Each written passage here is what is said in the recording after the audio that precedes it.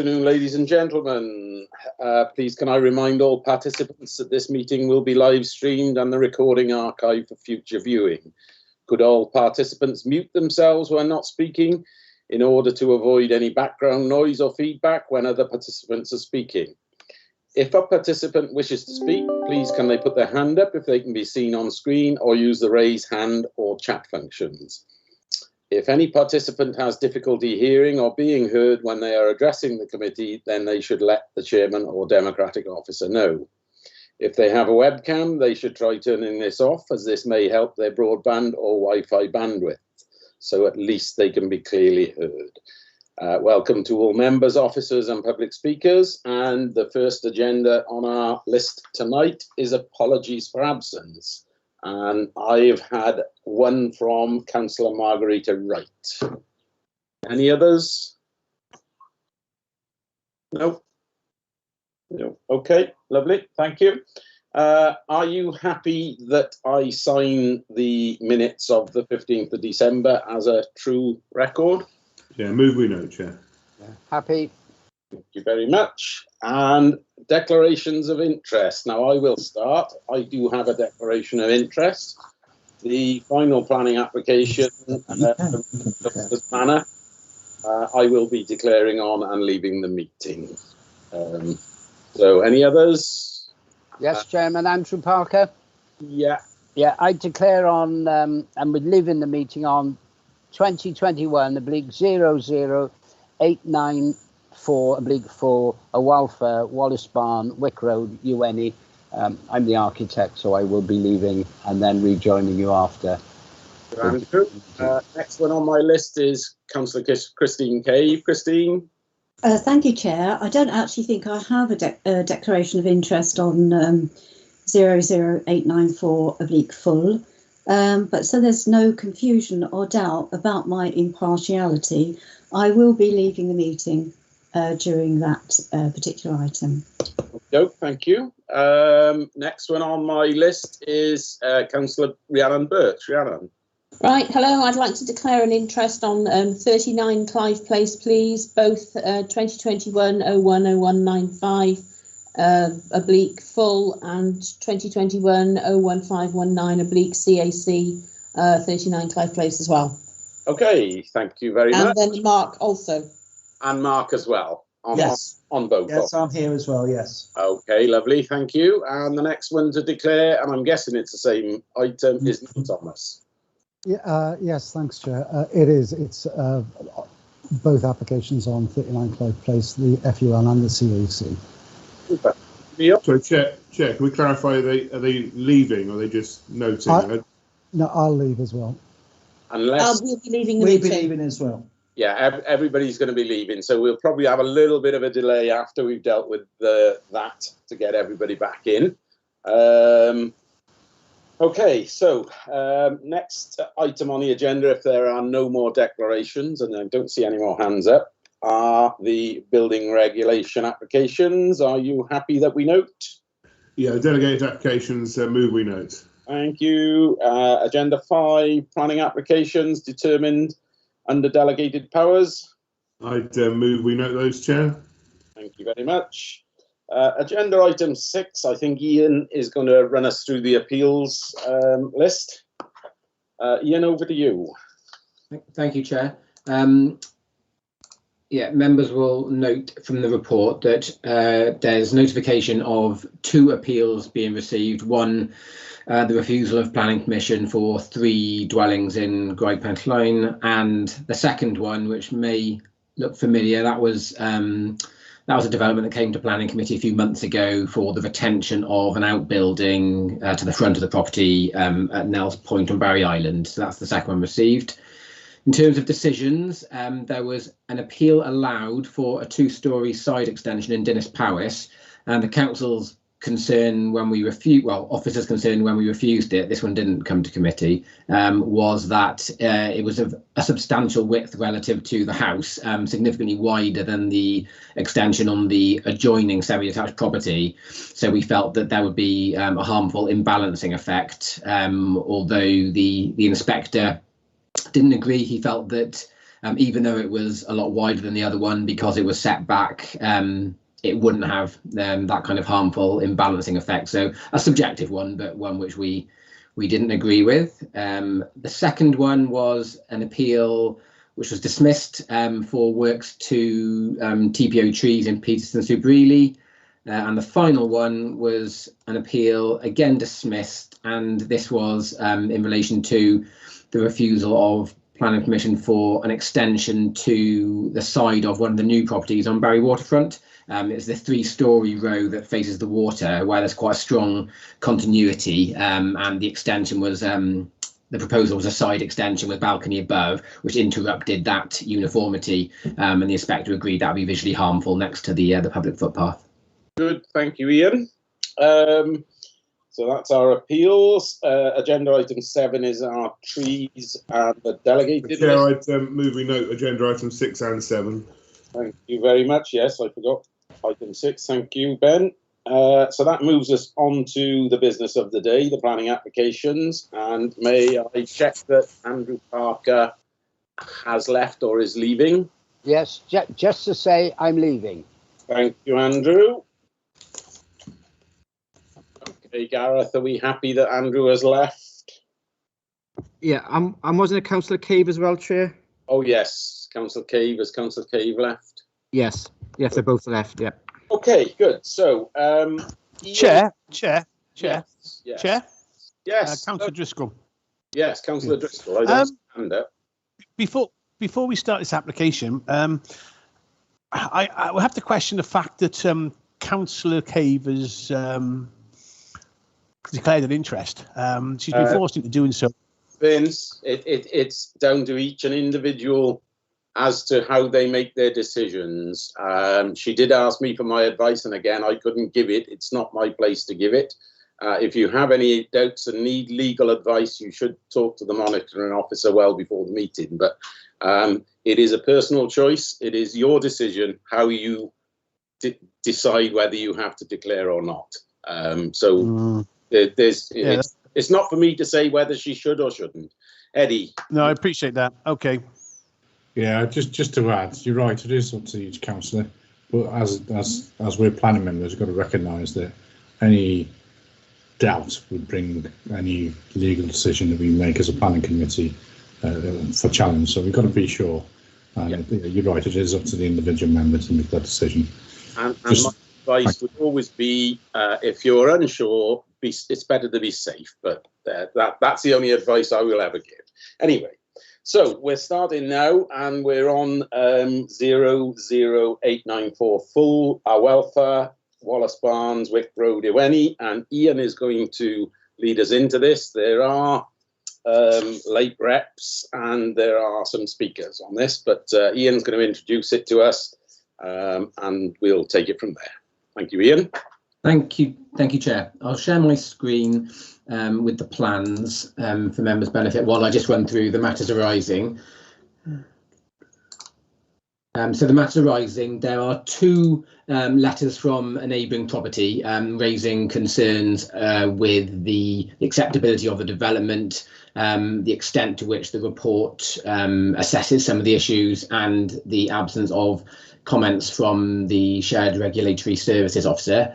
There's another matter arising, which is now comments from the Shared Regulatory Services Officer, and those comments raise no objection to the application. There is a proposed additional condition relating to management of manure mucked out from the stables, which we can come to in a bit more detail if members want clarity on that. And there's a further one which just notes that there's a minor drafting error in the plans where one of the elevations fails to show the hipped roof profile. So there's a condition just asking for an amended elevation. And as a consequence, there's a knock-on amendment to condition 2, which lists the plans. Right, so this is an application for a stable building to the rear of our welfare and to the rear, as you can see on the plan, of the neighbouring property. It also involves the retention of a stone area of deposited stone and an oil tank and a small storage shed. Main issues for officers here, as usual with development in the countryside, we're looking at visual impact. In this case, we don't consider that is a substantial one from public areas. There's a public footpath to the south of the site, but this is, in officers' view, a relatively modest stables of 2 bays and a tack room. The main issue that's the subject of the matters arising, and a substantial issue members will see in the report, is impact on the neighbouring property, in particular a skib or a gannel here, and whether this use has an unenabling impact on the neighbour. Officers are of the view that it wouldn't, given the small scale and the location, and that's amplified by the SRS comments recently received. Just on the condition, I'll probably add at this point, a condition for management of mucking out is not standard or necessarily common on small scale stables. In this case, it's appreciated that the neighbour has got some considerable concerns. So for robustness, this condition is proposed, and the applicant has confirmed that he's happy to, for that condition to be added. And it's likely that the area I'm highlighting here with the cursor, that's the area there which will be designated for kind of any temporary storage of manure before it's taken to the site. Ian, sorry to interrupt you. You're not sharing your screen, so I started sharing the plans. If you want to, I'll stop sharing and you can share your screen so that you can point to what it was you were referring to. Absolutely. Sorry, I thought I shared my screen. I did wonder if it was just my computer. Sorry, my bad. Sorry, for members, I'll go through a bit of that again, just so you can see the relationship. Here's the applicant's property. Here is the land to the rear and the siting of the stable. This is the stable in question. As I said, a relatively modest structure in size, two bays plus tack room. This is the neighbouring property here. The applicant has suggested here would be an appropriate location for manure to be stored before taken off site, as opposed to anywhere within the area with a hard standing close to the neighbouring boundary. As I said, there's probably, I can go into some more details about dimensions and distances if those issues are raised, but for now I'll leave it to you, Chair, and the members to have their discussion. Thank you very much. Okay, so next on the list then we have speakers. We have 1 for and 1 against. Mr. Richard Locke is first on the list. He's speaking against. And Mr. Locke, are you there? Mr. Locke? Yes, I am here. I'm just trying to... Yeah, that's it. I can see you. I can see you clearly and hear you clearly. Okay, you have your 3 minutes starting now. Thank you very much. Thank you for your time, first of all. We've said at length everything I think we can say, so we appreciate the special, or the change, if you will, in the condition for the muck heap addition. We would support that and recommend it to the committee. We don't understand, but we're not planners, the space, or given the space, why the stable has to be situated where it is, right next to our garden. We're concerned about the nuisance value of the dwelling for the stable in the sense of smell, flies, noise, that type of thing. We're from farming background, so we understand what we're concerned about. We have young children. The stable abuts straight on to where our 7-year-old and 10-year-old play on their trampolines and whatnot. We're not absolutely against the fact that someone has applied for a stable. It's just the fact of where it's sited. There's a space there. Why does it have to be there? We question, but there we go. The animal welfare issue appears to have been entirely overlooked. I'm not sure if that is a planning issue. As I say, we're not planners. But the Welsh Government Code for Practice for the Welfare of Horses 2018, if you look at that, this site is not big enough for 1 horse, let alone 2. We also believe that specific condition 4 should be amended to reflect the fact that condition 116 of circular 06/2014 should be amended to ensure that this stable is incidental to the enjoyment of the dwelling house of our welfare itself. because the owners sold this property left this property 18 months ago. They're not there. It's been tenanted for the last 12 months. That tenant has now left. What we're concerned about is that whoever actually does end up in that property, it may not be the same person that's utilising the stable, and that we may have a split situation. So we would invite the committee to consider a specific condition that if they are minded to let it go forward, then that it is tied to incidental to the enjoyment of the dwelling house itself. I think that's my 3 minutes, probably there or thereabouts, Chair. So I'll be quiet from there on in. But just to say again, thank you for your time.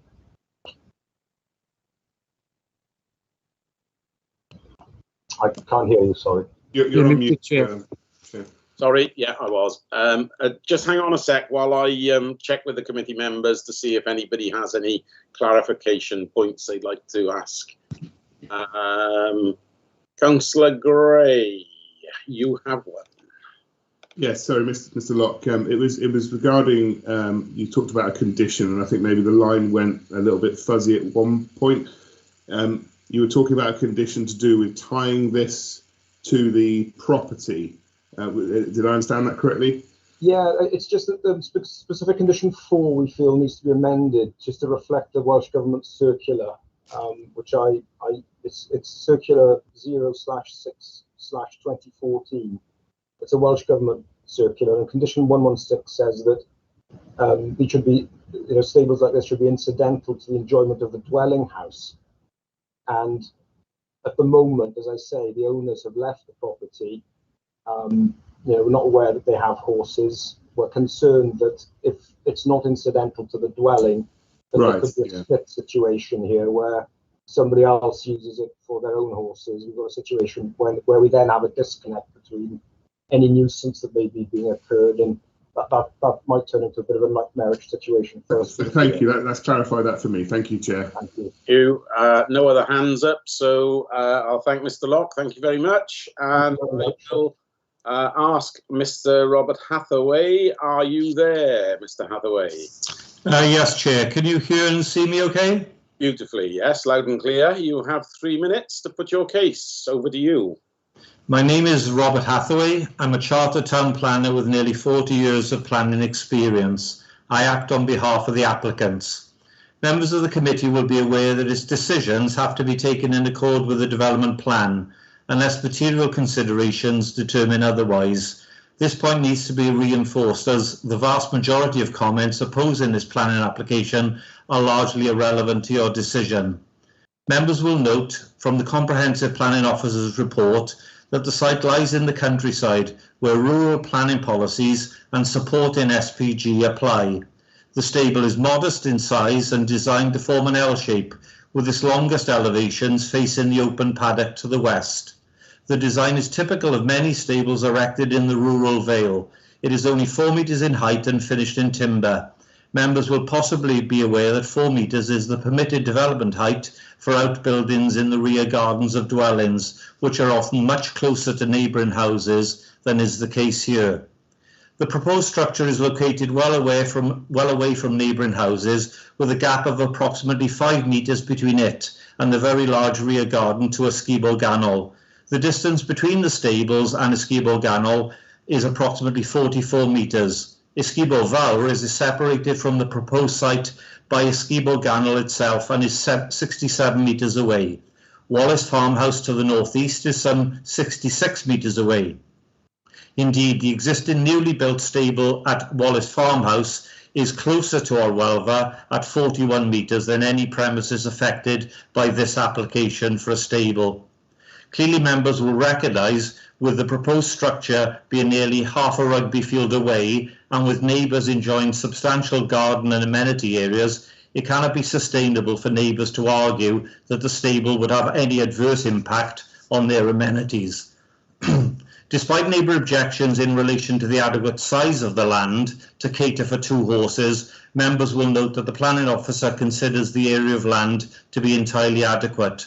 This view is backed by the expert opinion of Jane Brace, who is well qualified and experienced in horse management, to make this judgment. In conclusion, members, the planning officer has assessed the application and found that the development is entirely in accord with the council's rural planning policies and SPG. No evidence has been presented by neighbours or indeed any other objectors to demonstrate that the development would create demonstrable harm to their living conditions. Stables are a common feature in the rural vale, and there are no sound reasons as to draw you to any other conclusion than to follow the officer recommendation and approve the application. Thank you, Chair. Thank you very much. Okay, if you just hang on a second, do we have any clarification points from the members? No hands up? No. Yes, Chair. Chair. Hang on, who's shouting yes? I don't see a hand up. Sorry, it's Councillor Driscoll. My hand signal's not working. Okay. Can I ask the gentleman, Mr. Hathaway, where did you say the manure stack will be going? Well, I didn't say exactly where it's going, but the applicant has agreed that it will go where Ian Robinson pointed to the location just to the east of the current shed. Vince, that was dealt with actually in when Ian went through it. If there are no further points of clarification, then I'll thank Mr. Hathaway and ask Ian if he would like to make any comments on either speaker, and then we can have a debate on it. Ian, are you muted? You're sharing your screen. Here we go. Yeah, thanks, Chair. For Councillor Driscoll's benefit, just to show again, it was this area here. Right, yeah, there's a couple of points just to give clarity on for members. It's not that the stable necessarily has to go here. Officers have to assess what's the proposal put before them. There are some reasons why this is a better location than others. In that if it were further away in the field, it may well require, a greater length of access track and things like that. And it's when it's more divorced from buildings and seen less in the kind of the context of and backdrop of buildings, it can potentially have a greater visual impact. I appreciate that it would be better for the neighbours if it were further from the boundary, but that doesn't alter the fact that we feel it's acceptable in this location. In terms of welfare, I don't think it's been overlooked. It was in the report. There are standards and rules of thumb that that can be applied or suggested for developments like this. In this case, horses can be supplemented with feed. They can be supplemented with exercise in other areas, and it really does depend on the animal and the case on its merits. I certainly don't feel that this is an overly small area for these horses, but it's not significantly a planning matter. I would say it would mostly be a planning matter when we're looking at sort of the amount of land serving a building and how many buildings you might reasonably see in the countryside if they were serving areas of land too small, if you like. And if we approve stables on postage stamp pieces of land, you could get them all over the place. But this land certainly isn't so small that it would have that kind of effect. In respect to condition 4, I appreciate the neighbour's comments. I think our view as officers was that this is an acceptable stable use and stable building in this location, not just because it will be run by the applicant. It's just that it's a small scale development in a location which doesn't have an adverse effect on the neighbour. Now, if that stable so happens to be operated by a third party who bought that field and bought that stable, in officer's opinion, there's no reason why that should be fundamentally more harmful than the owner of that house having it. So that's why the condition's been worded in that way. But obviously members can consider if they agree with that or if they feel it does need to be amended. Mm-hmm. Okay, thank you, Ian. Right, Mr. Locke, I'm afraid you can't come in now. You've had your 3 minutes and it's just committee members. Okay, committee, we are open for debate. Who wants to start, if anybody? Nobody? Councillor Gray. Yeah, thank you, Ian, for that clarification. And I see from the report, this is going to be tied down to being a stable block. It's not a case of something else in the future, even if it were to be separate. So I'm very happy with that explanation, and I'd move officer recommendations. Thank you, Councillor Gray. I'm more than happy to second that. Is anybody else wanting to? Yes, Vince, you put your hand up this time. You want to? Yeah, ask? Yeah, it worked now. Yeah, thanks, Chair. Ian, is it a normal practice to attach the use of the stables to the house? And if so, I'd like to propose that that's a condition. I don't believe that is normal practice. Much more common is to condition that something be for private use rather than commercial. That's because the movements and activities associated with a commercial stable may be materially more harmful and different to private use, which would just be somebody coming along, feeding their horses, possibly taking them out and then bringing them back again. So I don't believe it's commonplace to say it's tied to a particular house. It would be more common to see it along the lines of the wording that we've given, which is just that it's private use. Okay, I think Vicky wants to come in and clarify matters here. Vicky?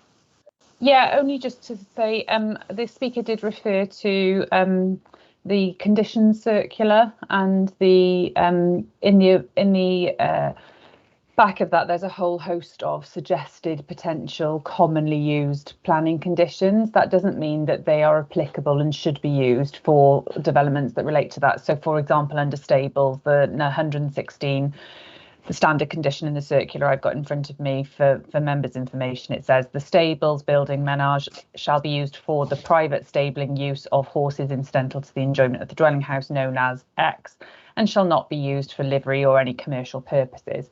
So that's just the circular giving us an example of an acceptable form of condition if it was considered necessary to impose a condition like that. But for all the reasons Ian has explained, we don't feel that that type of condition is necessary in this circumstance. But I just wanted to flag it. That was the advice in the circular that was being referred to. Thank you, Vicky. That clears it up. Okay, so we've had a move and a second. I don't see anybody else's hand up wanting to debate this.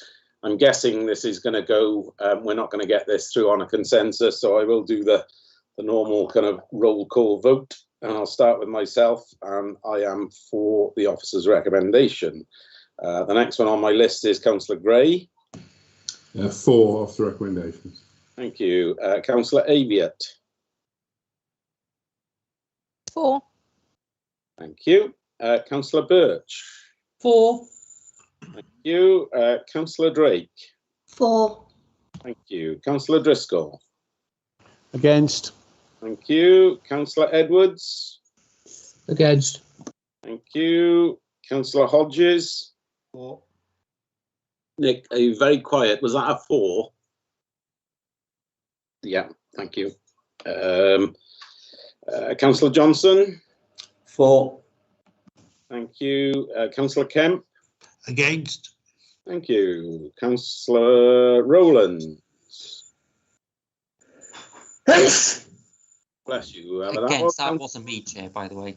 No. Whoever it was, bless them. And Leighton, what is your vote?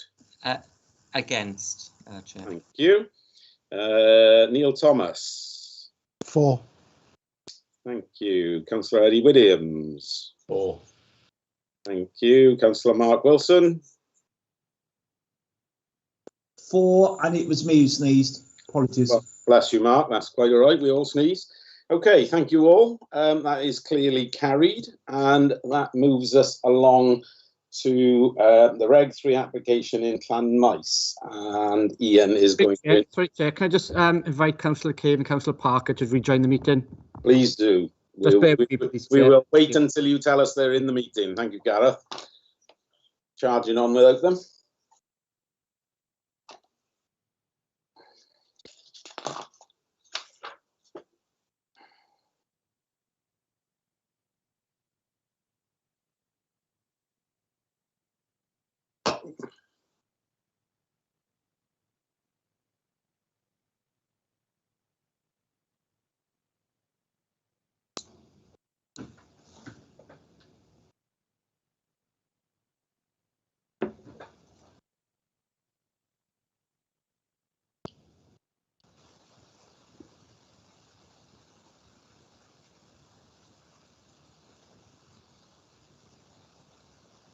There we are. Hopefully I'm back. You are. We're just waiting for Christine now, Andrew. Okay. I'll go on to mute.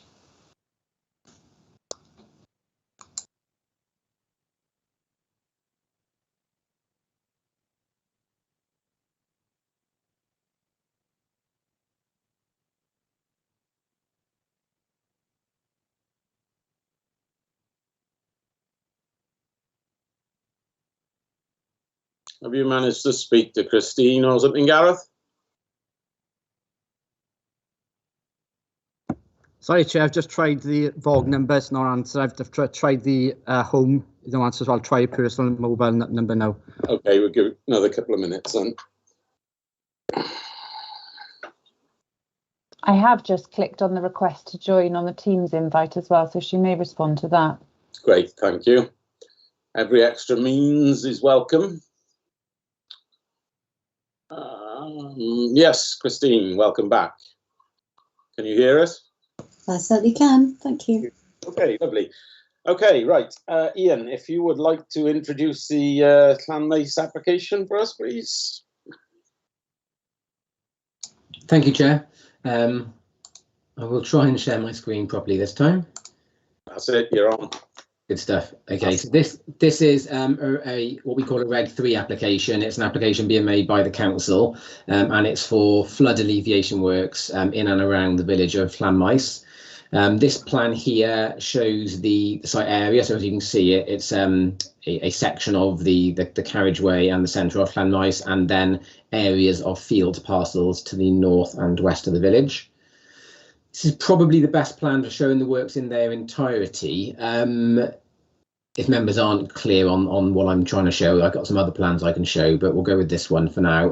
The works in the main involve the creation of 4 storage areas in these fields here, with bunds generally about 1 metre, but ranging up to 2 metres high in the fields to create storage areas so that the floodwater can be released at a restricted rate into a series of new ditches, and then these ditches feed either into Llanmaes Brook at a restricted rate compared to what is currently the case, or feed into the carriageway.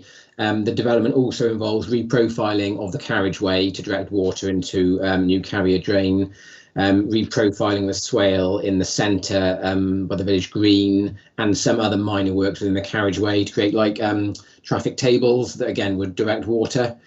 So the purpose of the works is to reduce flood risk in Llanmaes and ensuring no detriment further downstream and in Boverton in particular.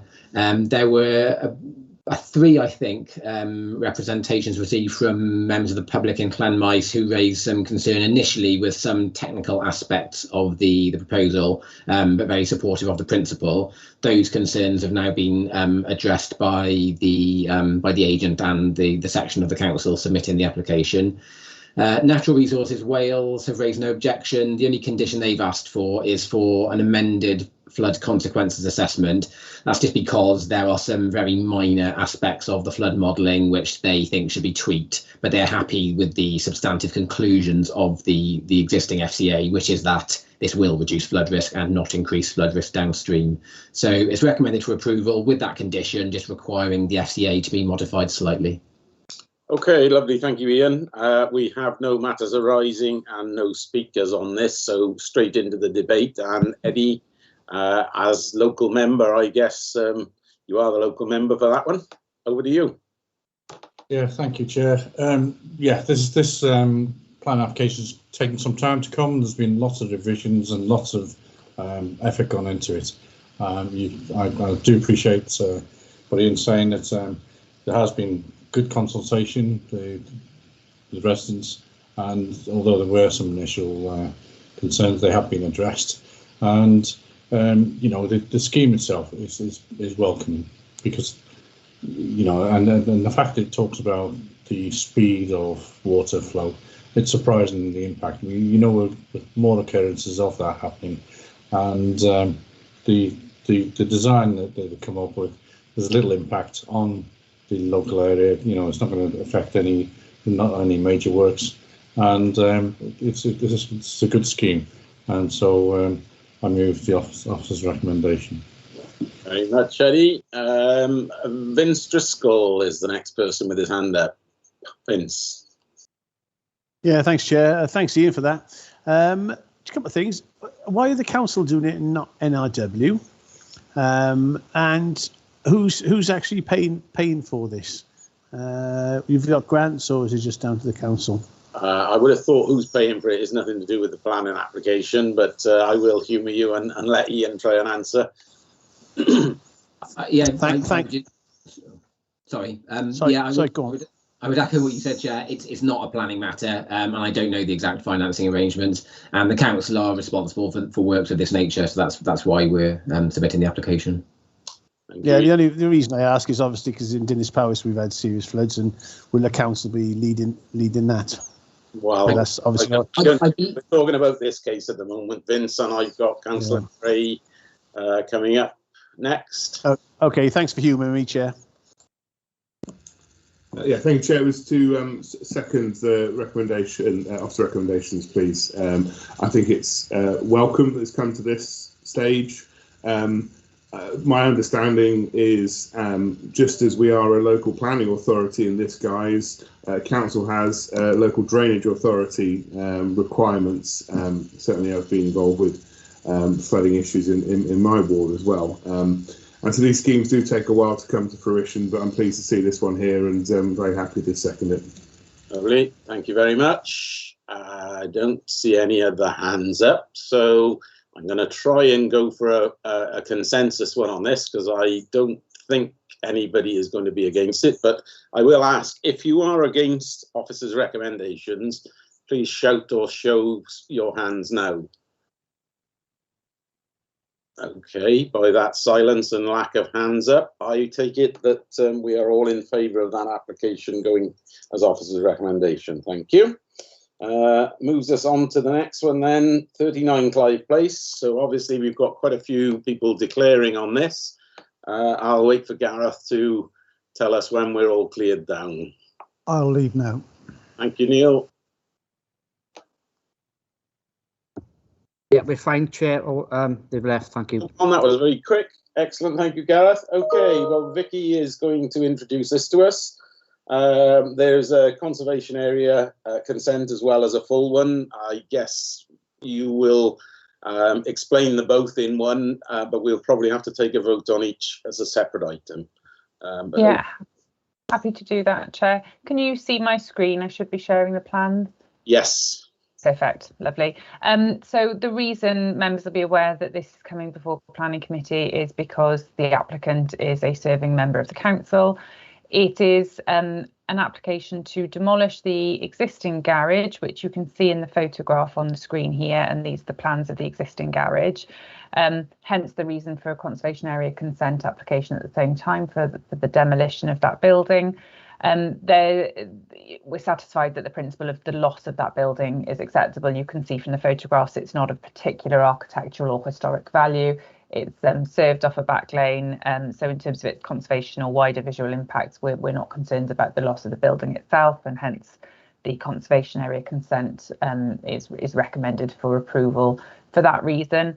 It's the replacement building then, if you can see the plans in front of you now, it's relatively contemporary styling, flat roof, similar sort of footprint and scale to the existing garage and to other outbuildings that are along that lane, which I've got some photos of I'll share in a moment. The accommodation is to be ancillary to the existing house. It comprises sort of kitchen area, wet room, and bed settee arrangement here, so sort of small scale ancillary accommodation, and then some storage you can also see accessed through the garden itself and also from the lane. These photographs, if I can zoom in a little bit, give you a bit of a idea of the site context. So we're talking about the rear lane to the main house, which is on Clive Place. Here we can see the existing garage. Looking down the lane, you can see examples of other outbuildings. So as the officer's report sets out, in terms of scale and visual impact on neighbours, it's considered to be acceptable. The loss of parking was raised as an issue because obviously it's a loss of a garage and replacement with something that clearly couldn't be used as a parking space. However, for those of you that are sort of familiar with this area, there is quite a lot of on-street parking in the vicinity available, and notwithstanding that it is a sustainable location. So in terms of any refusal on the grounds of loss of parking, we don't think that would be sustainable in terms of any impact on highway safety. So officer's recommendation is for approval of both the full application and the CAC. Lovely, thank you very much. Okay, we don't have any speakers, we don't have any matters arising. Who would like to kick us off? Anybody? I wouldn't have thought there's a lot of discontent with this. Councillor Gray. Yeah, thank you, Chair. I personally can't say that it's a design that I like the look of myself, if I'm being honest, but I don't see that as a reason to refuse. And certainly looking at the lack of opposition, although there is a statement there made by Councillor Thomas about calling it in as a back lane development. Clearly, it's in front of us as a member of the committee. Member of the council. But in view of the conditions in place, I'm happy to move officer recommendations. Thank you. Are you? No, well, we'll have to do them one at a time. I'm happy to second that. Does anybody want to? Vince, yes, you want to come in? Yeah. What's the policy on back lane developments in Penarth, Victoria? As I might recall that we always seem to be turning these applications down. And is this any different to normal? There is not a policy per se on back lane developments. There's not one in the LDP or any SPG. I think what you're referring to is new dwellings being proposed and served off back lanes, and we have refused examples of those elsewhere. This is not a proposal for a new dwelling, nor has it been assessed as such, and the report makes that clear that it is being assessed as ancillary accommodation. I think it's very clear from the scale of the development being proposed that it's not being proposed as a separate dwelling. It certainly would be extremely small for a household to occupy as a separate dwelling. If they wanted to convert it into a separate dwelling, it would require planning permission, and that would be subject to a separate application that we could consider at that point in time. The reason we generally resist those types of dwellings is because of the visual impact they can have in terms of the surrounding context to the site, but more often it's around access and usability, and having your front access to your property being served off a rear lane, often without any footway, any lighting, just in terms of it being a generally poor approach and poor planning to allow that kind of development. They often have neighbour impacts and so on. I think the report sets out quite clearly here why we feel this outbuilding being ancillary to the main house doesn't raise those kind of issues of concern to us. So that's why we're recommending approval on this one. Each case on its own merits, as you're familiar with those things, but it's not being proposed as a separate dwelling, and it doesn't look like a separate dwelling to me. Thank you, Vicky. Anybody else? Any questions or points they would like to make? I'm happy to second Councillor Gray's recommendation that we go with officers' recommendation. Councillor Rowlands. Just a quick one. I'm assuming that this is being used for if, say, for instance, a family member was coming over and that type of stuff, not like an Airbnb type mentality. I just want to clarify that. So I'm sure Vicky will clarify that now. Yeah, that's exactly the case, and the condition requiring that it be used ancillary to the main house would also secure that. That doesn't allow for subletting or holiday let type accommodation. So, the rules around Airbnb are a little bit on the grey side, I have to say. There's nothing in theory stopping me going away for the weekend and leasing my house for the weekend on Airbnb in planning terms. It's certainly an expanding area of planning case law, because at what point is the tipping point where a house no longer becomes a house and is actually holiday accommodation or Airbnb accommodation? So I'm sure I could bore you to death on that subject, but in this case we're happy that the conditions in place, that the purpose of what it's been proposed for is not as a sublet B&B at the bottom of the garden. It's ancillary associated with the main house. Okay, thank you. Vince, your hand went up and came down, I guess. you didn't want. Yeah, Vicky answered my question without me asking it. So that's Thank okay. you, Thank you. Very Super. clever, Vicky. Okay. Right, we will take this to try and get a consensus vote if we can. So it's been recommended, officer's recommendation, and seconded. Is anybody against that recommendation? Or are we all happy to go with that? I don't see any hands up. I don't hear anybody shouting or waving at me. So I'm happy that that one is the case. I'm happy to move on the next one then, the conservation area consent, and I would look for a seconder. Yeah, I'd second. The facts have already been covered in our last. Exactly, and I don't think we need to debate this one. So again, I will ask for your consensus and see if we can go down that route. Are we all happy that we go with officer's recommendation on the CAC? Happy. Yeah. No hands up. No. Okay, lovely. Thank you very much. That's Clive Place. So we've got a bit of a job now to bring all our colleagues back. Gareth, if you could let me know when we're back in, we will probably have a minute or two's. Yeah, thank you, Chair. Thank you.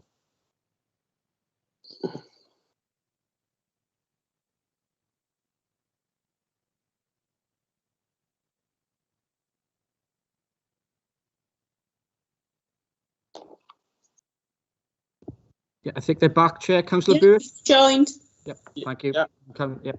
All back in, lovely. That was quick. That was very good. Okay, so we're on to the 01185 Full Rose Paddock, and Vicky, you are going to run through this one for us.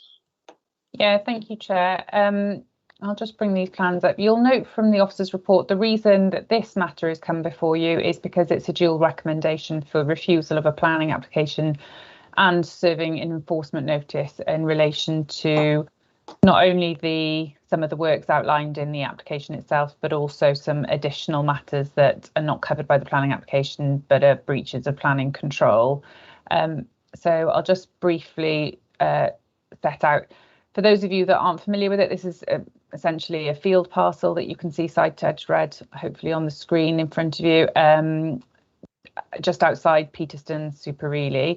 And it's a retrospective application to retain the stable block here that's been erected on the site. There's a smaller sheep shelter, it's described as, an access track, a lockable container, a mobile home to be used for shelter in association with the wider use of the site.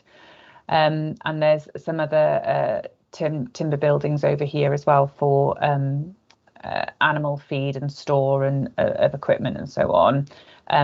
Just going through the plans here, you can see the sort of scale of the various buildings. So the wider use of the site is understood to be a mix of both equine use and some hobby farming, which is obviously set out in the report.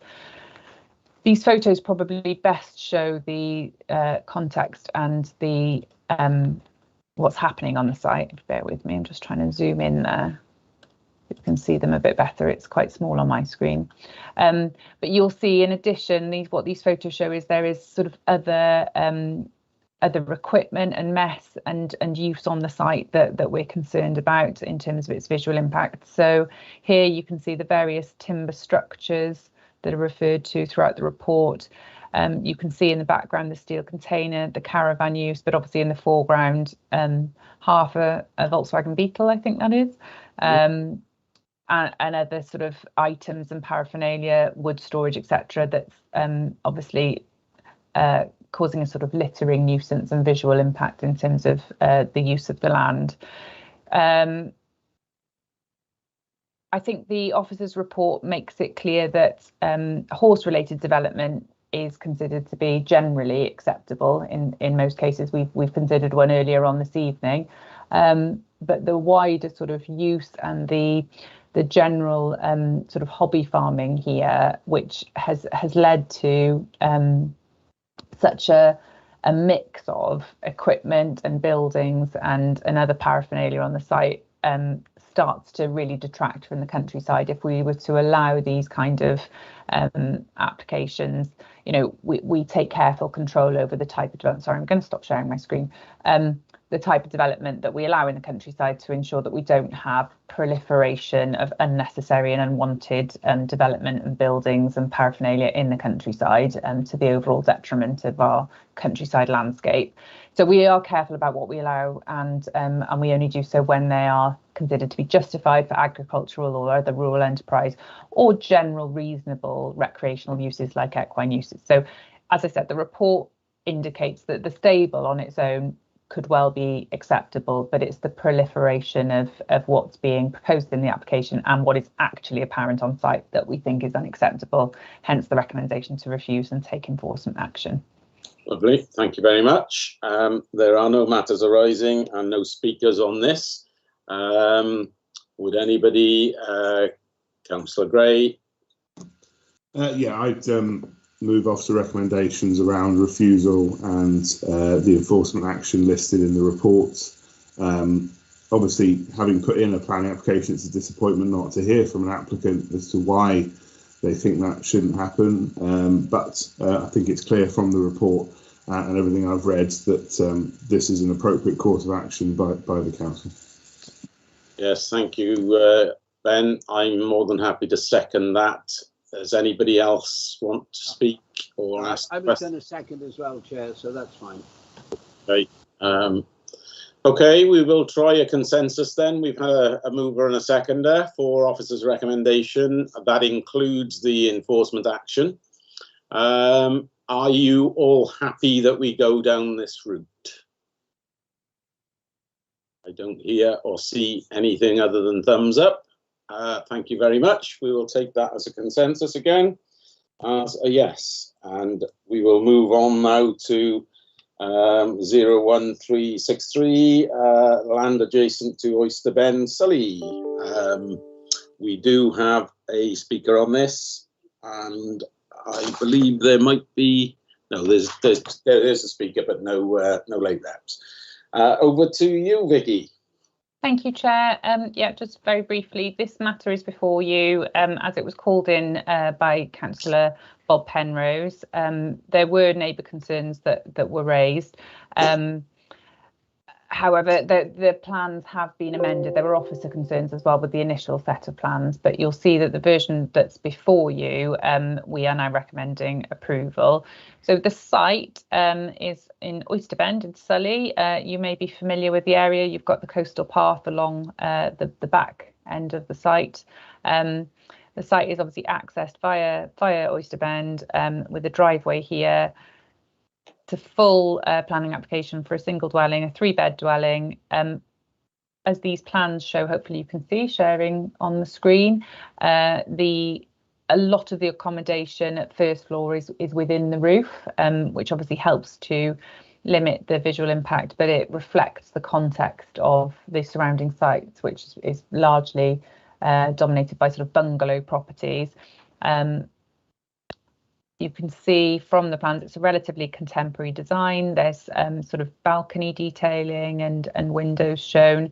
As the report sets out, the design, you know, a lot of thought has been given to the design in terms of minimising the impact on neighbours. Concerns were raised in terms of overlooking or issues like that. The report does a good job of explaining why all of those issues have been overcome and addressed, whether that's through the use of obscure glazing or the siting of windows or screening. And we're satisfied that the privacy of neighbouring properties is being reasonably addressed through these plans. You can see from the photographs the existing site, so it's tucked down there. You can just about make out that'll be the site between those two properties.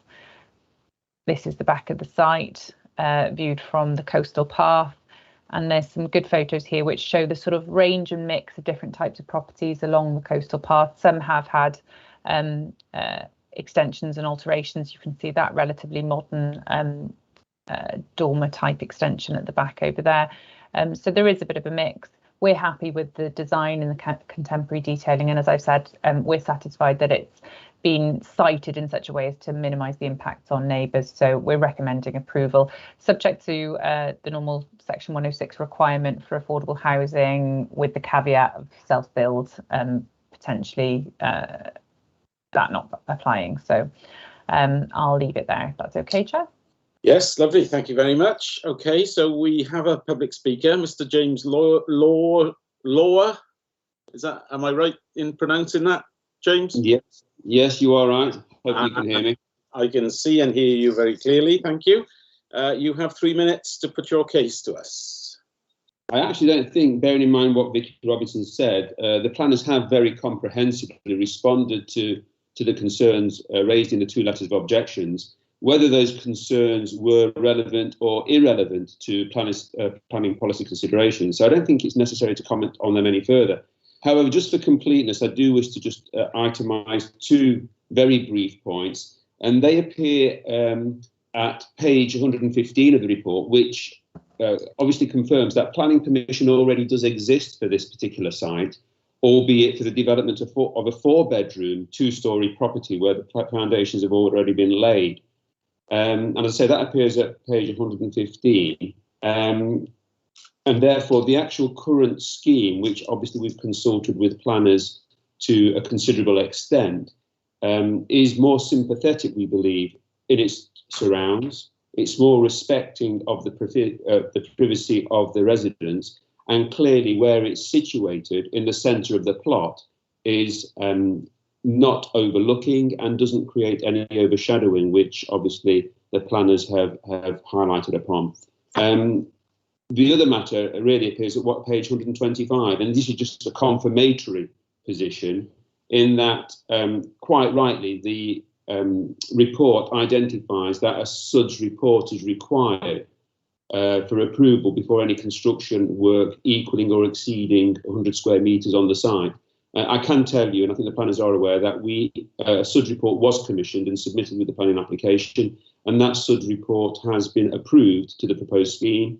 And the development that has already received planning permission, I understand, also has drainage channels within its foundations, which already exist. So I don't think there's anything further for me to comment upon, unless anybody has any questions on this. Yeah, okay, thank you very much. Any clarification points? Andrew, is yours a clarification point, or are you wanting to start debate? No, I was actually going to move officer's recommendation, Chairman.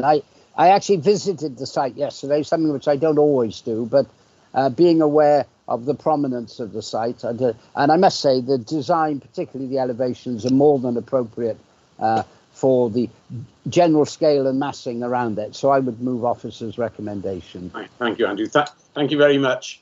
No clarification points needed. Thank you. We will get on and I'll open the debate now. Thank you. Sorry.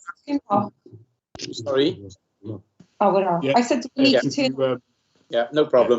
Okay, Andrew has moved. Anybody want to debate this, or are you happy, Councillor Gray? Yeah, I'm happy to second. Clearly, it's good to see that there's been a conversation, and having been called in initially, we're at the space where we are now, and I understand there's no way of uncalling something in if it's in train. So yeah, happy to second. Lovely, thank you. Okay, doesn't look like there's going to be too much of a debate on this, so we will see if we can get a consensus. We've had it moved and seconded to go with officers' recommendations. If you don't agree with that, please shout, wave, do something now. Okay, lovely. Thank you very much. So that again is a consensus. You're making my job very easy tonight. Thank you all. Thank you. Thank you. Okay, that moves us on to agenda item 00351 out land east of the B4265, and Ian is going to run us through this. Thank you, Chair.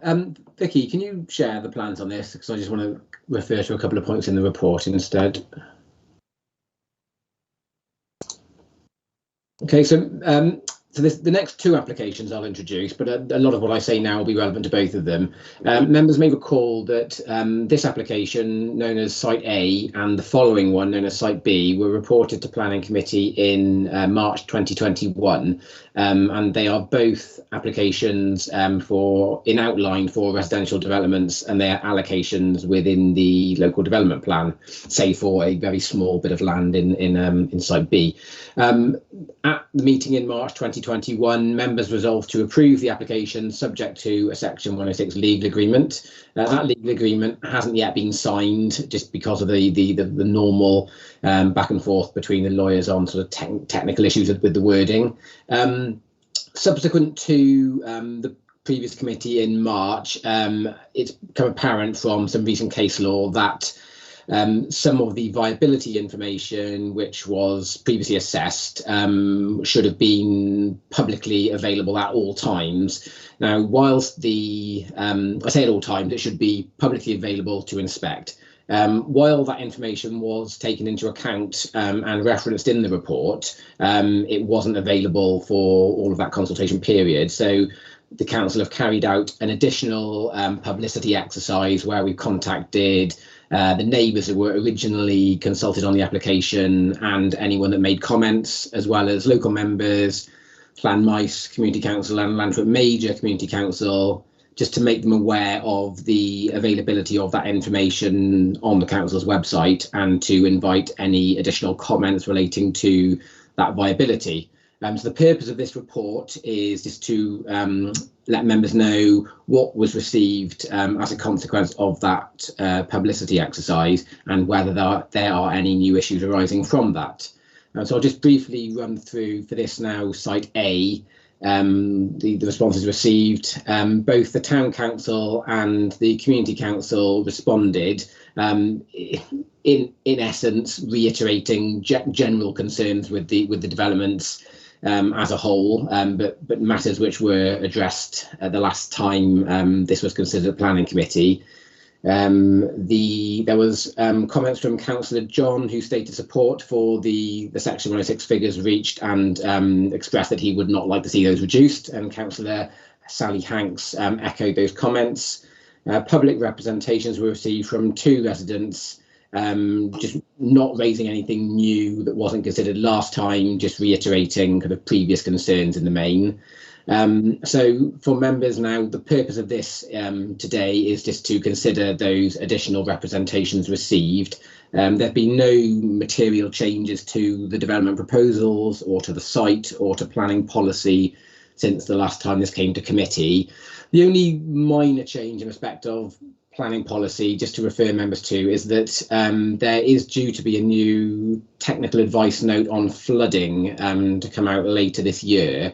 Whilst it's not already in effect, Welsh Government have written to planning authorities to say that where there are changes that might have an effect on a development, that authorities should have regard to the new TAN and the new flood maps when making decisions. For the purpose of this site, there is nothing new. So what was the high risk flood zone C2 under the old TAN, that land remains the high risk flood zone. It's not increased in any way, so the development area isn't affected by flood risk in any way which was not previously the case. So just to let members know, there's that technical change coming in policy, but it doesn't have a bearing on the acceptability or flood risk of this development. Lovely, thank you, Ian. Thank you, Chair.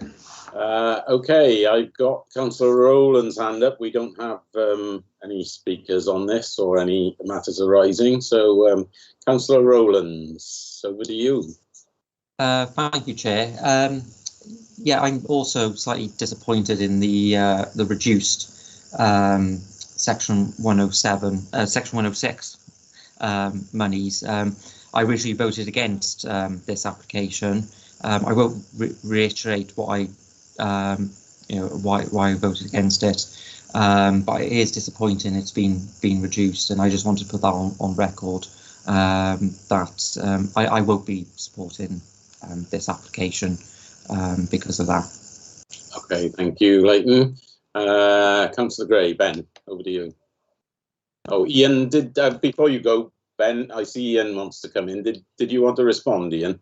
Yeah, just to say, Chair, thank you, that the section 106 has not been reduced from the last time this came to planning committee. It's exactly the same as it was. There's no reduction. This is simply to advertise the fact that some of the information that wasn't previously publicly available now has been, but there is no change to the proposals that were voted on last time.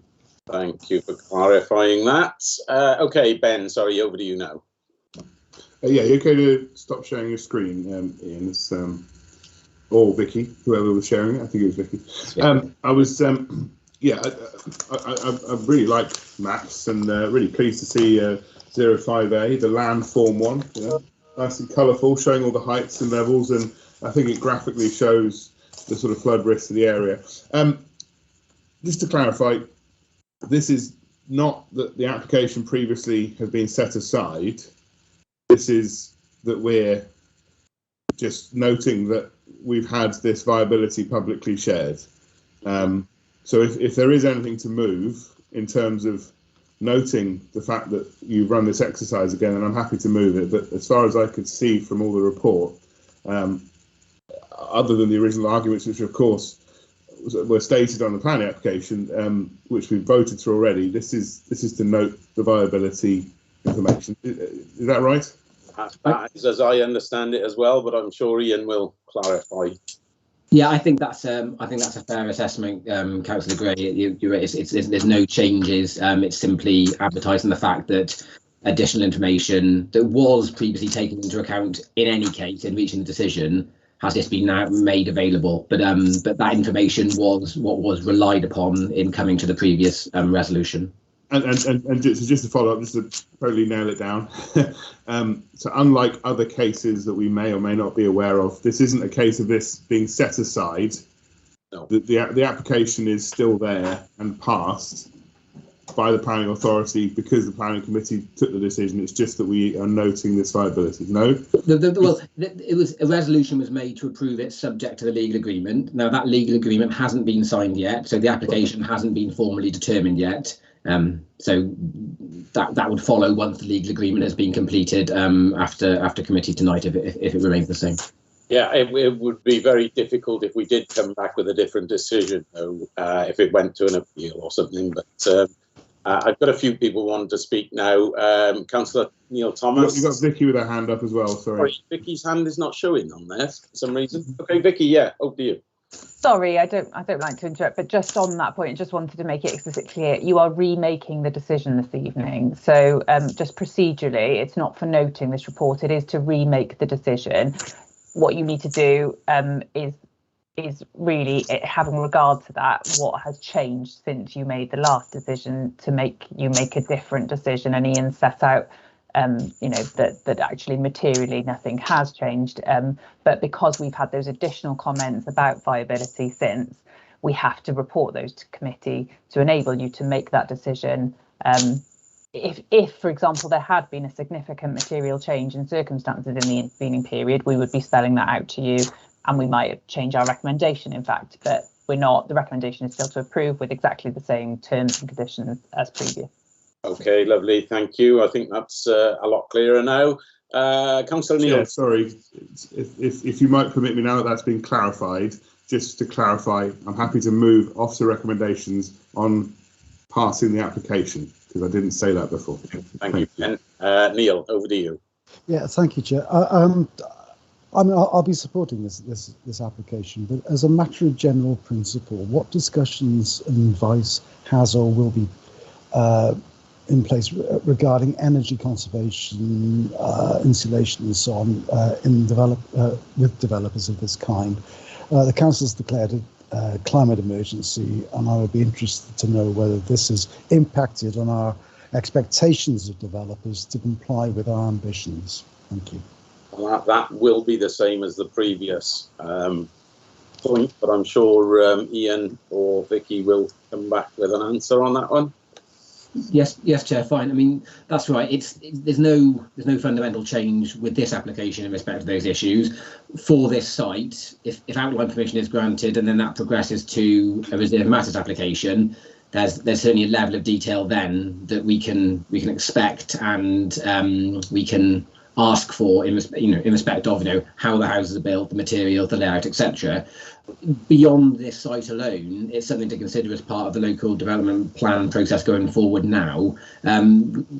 We don't have the teeth to say today for this site that there has to be something above and beyond what our planning policy or our building regulations or what national policy asks for. That doesn't mean to say that as things move forward, there won't be higher bars for those issues on future developments.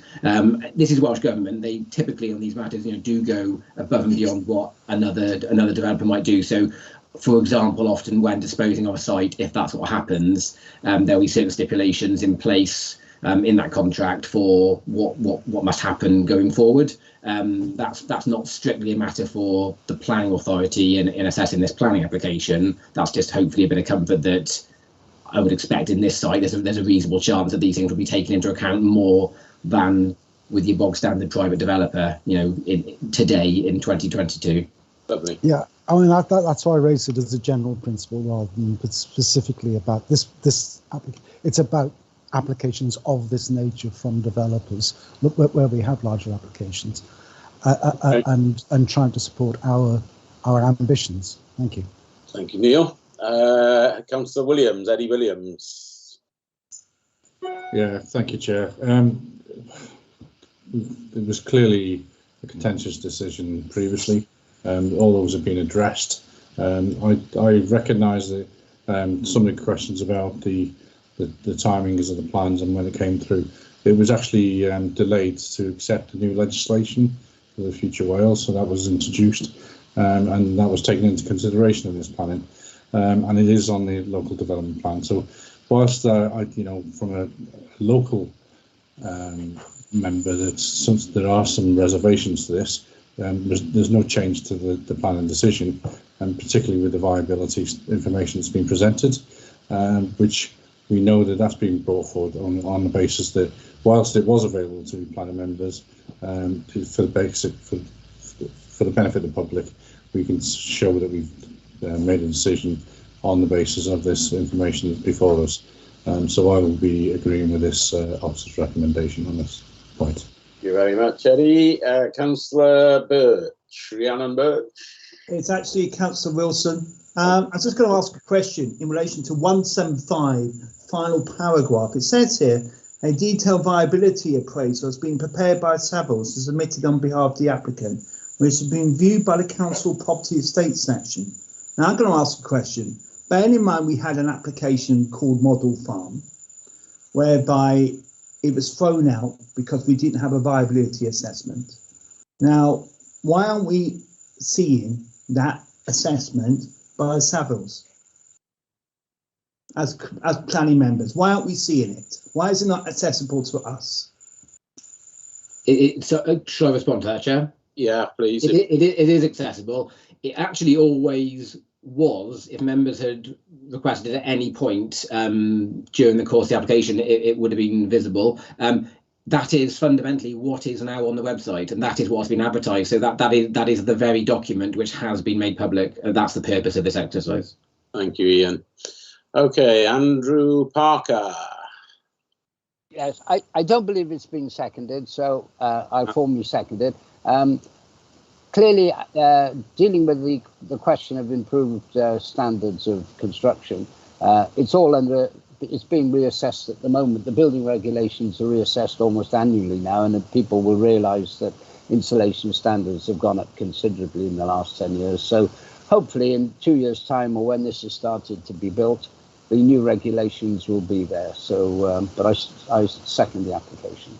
Okay, thank you, Andrew. I don't see any more hands up. No, don't think I'm going to get a consensus on this from a few comments made, so I will do a roll call. We've had a mover and a seconder for officer's recommendation, which is to approve. I am happy to follow suit and vote for that recommendation.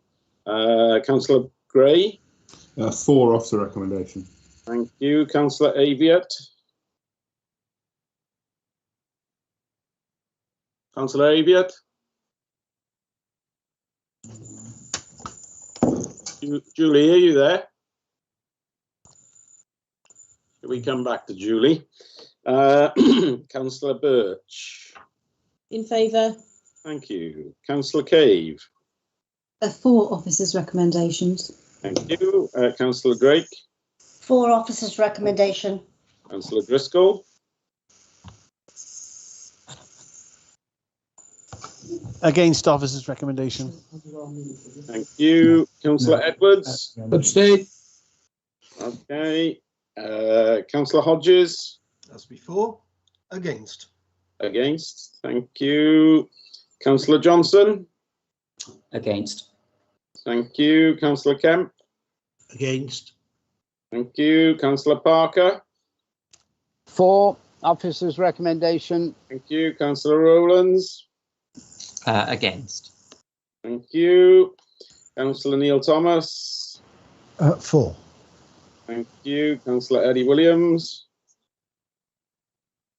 For. Thank you. Councillor Wilson. Mark Wilson. For. Thank you. We will go back and see if we can get Julie Aviat. Are you there? Yes, sorry, for. Thank you very much, Julie. Okay. That just about goes through. 1, 2, 3, 4, 5, 6, 7, 9, 10 for. 1, 2, 5 against. Okay, so we have the second of these applications. I'm going to run through this one again, but it's the same process. It's the same additional information. And I am more than happy to move officer's recommendation. Ian, did you want to come in on any points or not? Really briefly, Chair. So just to say, with this one, there is, I'll share my screen, if I may. Probably the report. This is the existing kind of TAN flood zone. This is the new one. There is a very nominal additional area of flood risk that would appear on the new flood maps, but it doesn't interfere with, what the developable area would be based on the indicative layout shown last time, and it's only outlined. So this, in our view, doesn't present a fundamental issue to the development of the site. And secondly, in terms of representations received, one of the neighbour representations did make some more detailed comments on viability than was the case on the other application.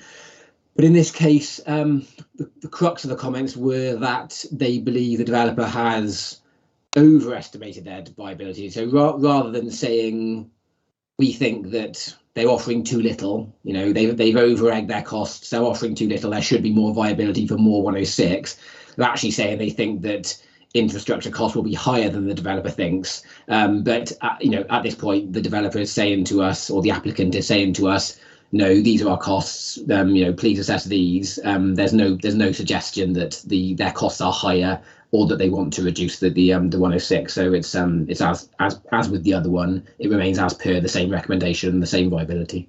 Okay, thank you, Ian. So I've moved. Do we have anybody wanting to speak or second? Leighton Rowlands. I'm not going to take the committee's time up any longer. I just want to reiterate the comments I made in the Site A in relation to Site B as well. Thank you, Chair. Leighton. Councillor Benjamin Gray. Yes, I think further to comments Councillor Ronan made, obviously there is no change in the 106 monies. This is about viability. As they were the same points there, I'm sure the Council Rowlands would want to clarify that. But I will second the officer recommendations. Thank you very much, Ben.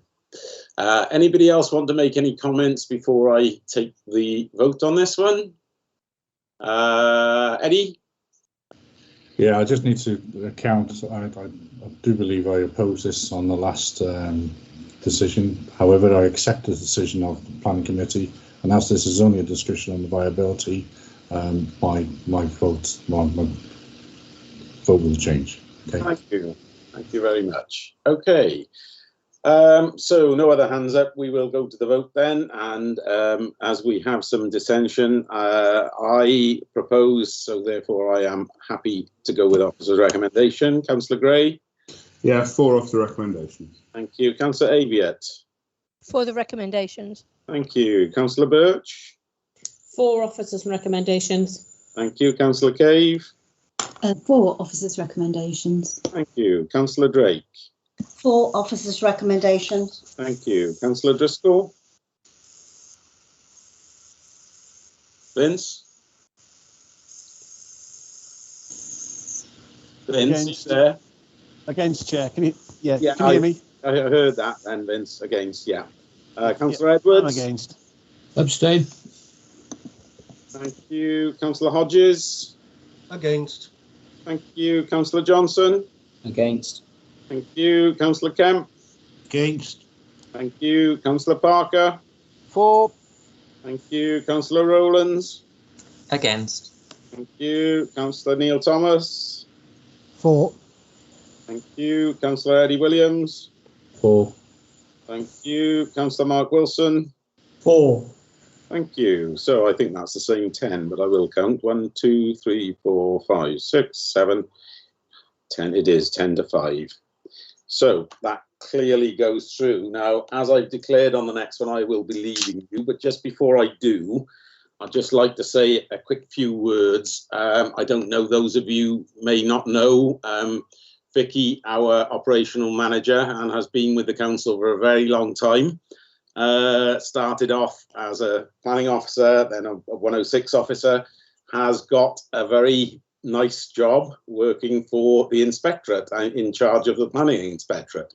This is her last planning committee. I'd like to congratulate her on her appointment. I would like to thank her for bearing with me over the last few years, and I hope you do very well in your new appointment. I'm sure you will. So I'm going to bow out there. I will speak to you before you leave, but she's leaving end of February. So if any of you want to have a word before then, I'm sure you will. But I'm going to, oh, Vince, you've got your hand up there. After I've said thank you to Vicky, I'll speak to you again anyway, but publicly, I just want to put it on record in the meeting. I can't believe you haven't got her a cake, Chair. Everyone gets a cake nowadays. Well, if we were, yes, yeah. If we were in number 10, we might even have some champagne. Yeah. Well, I'd like to thank Vicky for all the help she's given us, and good luck in the future. Thank you very much. Yeah, here. Thank you very much. I'd also like to say thank you very much, Jonathan, before you disappear, and to Ben and to all of you on planning committee that I've worked with. I've been here 20 years, so it's definitely time that you got rid of me. And yeah, I'll be leaving at the end of Feb for the new PEDU. I'll be the first Chief Planning Inspector for Wales, so exciting opportunity, which I'm looking forward to taking on. Really sad to leave the Vale, but thank you very much. It's been lovely to work with you all. Just to officially say, I probably should clarify, I won't have any involvement in any decisions or anything to do with the Vale of Glamorgan going forward, because obviously I would have quite a large conflict of interest there. So I'll look after the rest of Wales. You guys will have to look after the Vale. So I'm sure I'm leaving you in very capable hands, and it's been great working with you. So thank you very much. Thank you, Vicky. Can I also say something as well? Yes, absolutely. I've known Vicky since way back in 2004, and I remember her as a very effective Section 106 officer. I think she's the first one we had, and you know, she's always been outstanding in my view. And I wish her really well for the future. And it's a great shame that she's gone. And we will miss her. Absolutely, I think we all echo that, and it is down to Vicky that we have such great 106 contributions in the Vale, the best in Wales. She was a real pile driver at knocking these developers out and getting money out of them, and has continued with teaching Charlotte how to do it as well. But yes, thank you. And Andrew, you wanted to say a word? Well, only just to reiterate it. I mean, 20 years, gosh. But Vicky has put the Vale of Glamorgan in very, very safe hands now. The policies are working very well, and she's escaping before the next LDP. So a very wise move. But no doubt we'll speak again in the future. But congratulations. Thank you, Andrew. OK, I'm going to dip out then and let you get on with your meeting. Thanks to the rest of the planning committee. And again, I'll speak to you before you go, Vicky, but all the best. Thanks. Bye all. Bye. Okay, thank you, John. And obviously, I'll chair the last planning item. I obviously associate myself with all the positive words about Vicky, and it's certainly been a wide array of stuff, even within the last 5 years that we've come in front of us. I'll also say that in no way does that change the fact that I'll just be viewing your comments on this next application in the same way of all of them, which is as the professional advice that we receive. We have got a few public speakers. We are on to our final application of the night, which is 2021/00345/FUL, Gilston Manor, Gilston Road, Gilston. And Vicky, I think you're going to introduce this for us, I believe. Thank you, Chair. Yes, I will. Very briefly in terms of what the application is, and then I'll go through the matters arising, which there are a few of. So members may well recall dealing with the planning application for the 2018 application referred to in the report, which granted consent for the marquee and the grounds of Gilston Manor to be used as a wedding venue for weddings and conference venue. But this application seeks to expand the use of the venue to more than just weddings. So if I can just briefly find the new condition 13, so it's basically a variation of condition application. The new condition 13 that's being proposed and recommended for approval is that the land and buildings within the application site shall be used only as a wedding, conference and event venue and for no other purpose, including any purpose in Class D2 of the schedule of the Town and Country Planning Use Class Order or any provision equivalent to that class, etc. Events over and above and distinct from the weddings and conferences, catering for 60 people will be ticketed and no more than 200 attendees shall be permitted on the site at any one time. So that is the new proposed condition. Obviously, the report sets out in the large that we are considering here the differences between the consented wedding venue event and the what's being proposed to expand that to other types of events, some of which have happened prior to this planning application coming before us, and they've included things like Beaujolais Day, specialist events, children's events, Christmas wreath workshops, the sort of events that one would associate with a sort of wedding and conference and events type venue. If I can turn to the matters arising, I'm sure the speakers will set out their concerns in their time as well, but members will see not only from the report but from the matters arising that there have been concerns raised within the locality. Members will remember that concerns were raised previously with the previous application about the impacts on neighbouring amenity, visual amenity from the running of the event, a range of different concerns, noise and light pollution, environmental impacts, traffic and so on. I'm sure members will have had a chance to read through those matters. Bear with me, I'm just scrolling up to the start of my matters arising for this one to make sure I cover everything.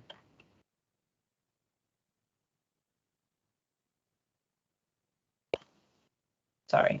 Okay, right, so if I can just draw your attention then to, firstly, the officer's report missed Councillor John Thomas's comments on the application. I believe the councillor is going to speak, but they are set out in the matters arising that he did in fact call in the application to come to committee and noting the impact on public nuisance and concerns that have been raised with him from residents in the area. The second matters arising note for this application notes the fact that the original conditions have been set out in the report.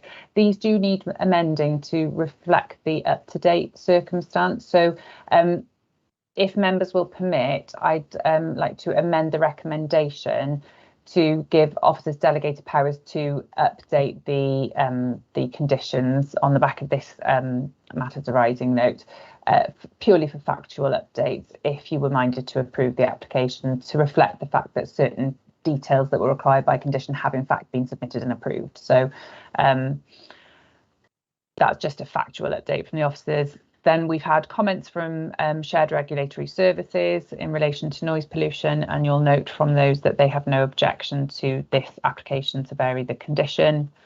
And then lastly, as I referred to, we've had further comments from residents of Charleston setting out their concerns with the application. And also there's a note there from shared regulatory services in relation to those complaints that we've had and those emails, just explaining their involvement thus far, that they have since January 2019 had 10 households making complaints in the vicinity about various activities that are happening at the manor, confirming that they have no active ongoing SRS complaints, and that they throughout their involvement in investigations to date, they have not been able to identify a statutory nuisance and have not served any abatement notices to date. Obviously, presumably they will continue to monitor as and when issues, or if issues do arise.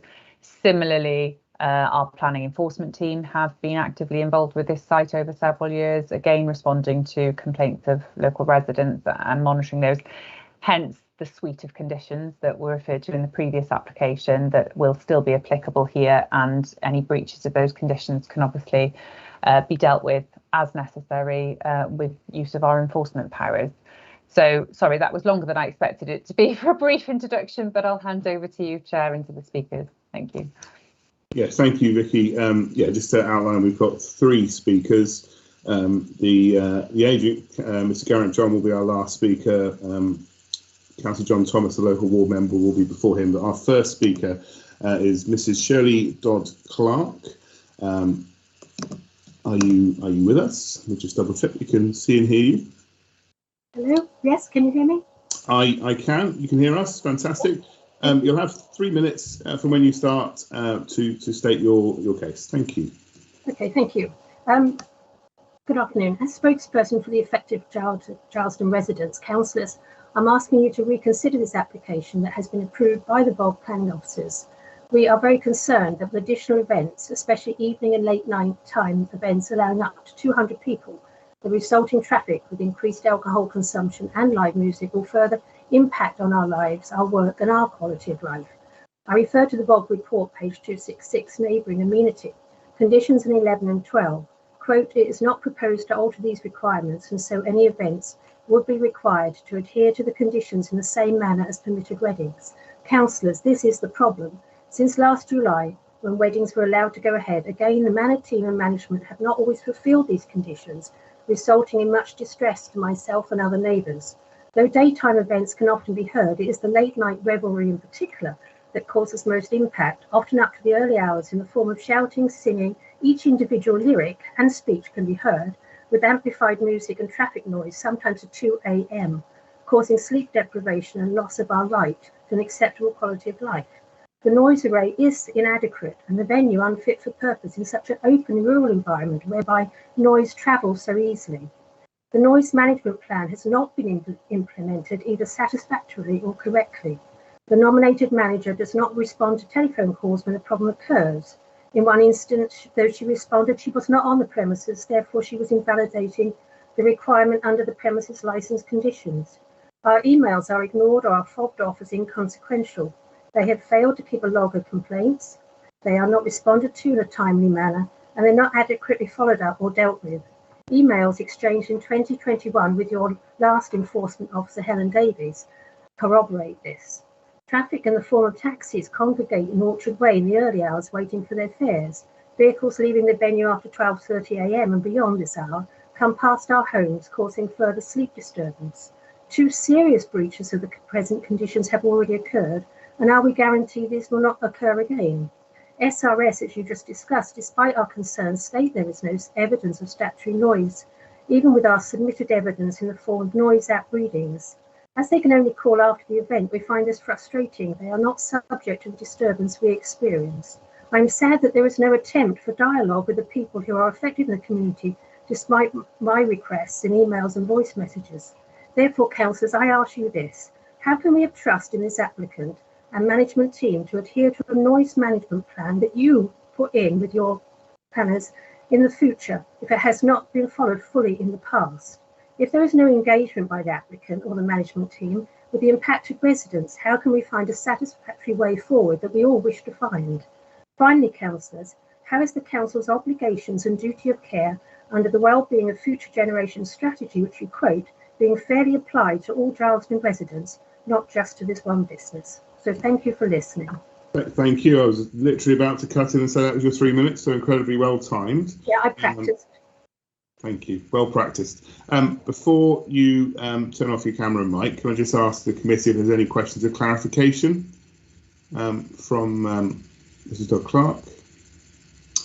I don't see any indications, so if I'd ask you just to turn your mic and camera off, and I will move on to our next speaker.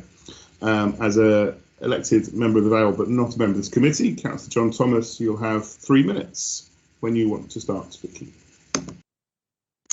Okay, thank you, Chairman. Can you hear me? Yeah. Okay. I note that the application is to vary a planning permission that's already in place and is very specific, and that therefore previous breaches and investigations cannot be taken into consideration. But I hope that the Council's Planning Department and SRS will monitor the use of the site to ensure that all conditions are satisfied and enforced to protect the amenity of the residents of Gilston, so that they can enjoy their properties as they should be able to. I also note the condition which says that the directional array system within the marquee should be used at all times, and that there should be no amplified music which doesn't go through this array system. I know that hasn't always been the case in the past, or is reported it hasn't always been the case in the past. So I do hope, Chairman, that if this application is agreed tonight, that the applicants will do their very best to ensure that the run-in of this facility does not cause detriment to the local residents going forward. Thank you very much, committee, for your time.